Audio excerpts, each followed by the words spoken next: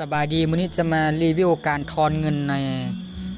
คุดบิตคอยหรือว่าคุดUSDT เนาะที่ผ่าน Trust Wallet หรือว่าผ่าน Pancake Swap ก่อนแรกให้เข้ามาเบิ่งเหรียญของเฮาเนาะ USDT ตอนนี้ในกระเป๋ามีอยู่5เหรียญเนาะนี่อันนี้คือจะเป็นได้ค่าแนะนำ10% ที่สมาชิกลงเมื่อกี้นี้50เหรียญก็เลยได้5เหรียญเนาะลูกค้าลงเองแล้วเขาก็ได้5เหรียญเฮาก็ได้5เหรียญเดี๋ยวเข้าไปเบิ่งวิธีการทอนนำกันเนาะให้เข้าไปแอปนี้ตัวนี้แล้วก็เข้าไปตัวนี้เมตาสวปตัวนี้นี่ถ้าไผบ่มีแล้วก็เอาลิงก์ไปคัดล็อกวางเนาะ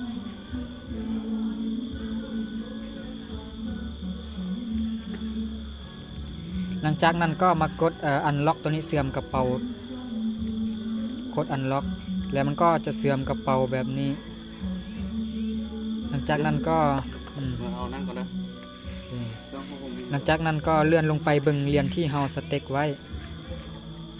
ก็คืออันนี้เป็นเหรียญที่เฮาลงทุนอยู่เนาะอยู่ที่200เหรียญก็กำไรก็1%.852% ต่อมื้อเนาะนี่ฝาก1มื้อคันฝากเป็นอาทิตย์ก็สิได้หลายกว่านี้เนาะคันฝากเป็นอาทิตย์ก็สิได้มื้อละ1.84% 52.1% เนาะอันนี้สิทำการทอนให้เบิ่งเนาะอันนี้นี่ก็ได้มือละ3เหรียญ$3เนาะนี่การทอนก็มากด withdraw อยู่นี่เลย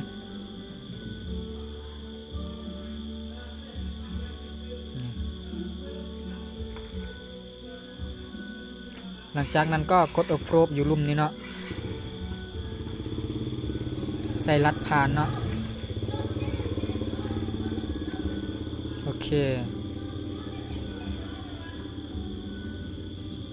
เคมันเขียนไว้แบบนี้สำเร็จแล้วเนาะ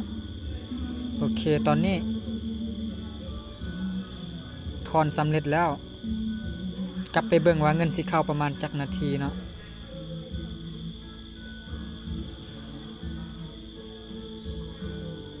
อันนี้คือเงินเมื่อกี้$5เนาะเด้ทอนเงินบ่ฮอด1นาทีทอนเงินประมาณ3วินาทีเงินเข้าแล้วเนาะทอนเงินบ่ฮอด10วิซ้ำ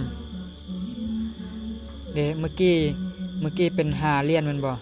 ตอนนี้เข้ามาเป็น208แม่นบ่ทอนเงินนี่ไวขนาดเนาะบ่ฮอด1นาทีเลยทอนปึ๊บเข้าปั๊บเลย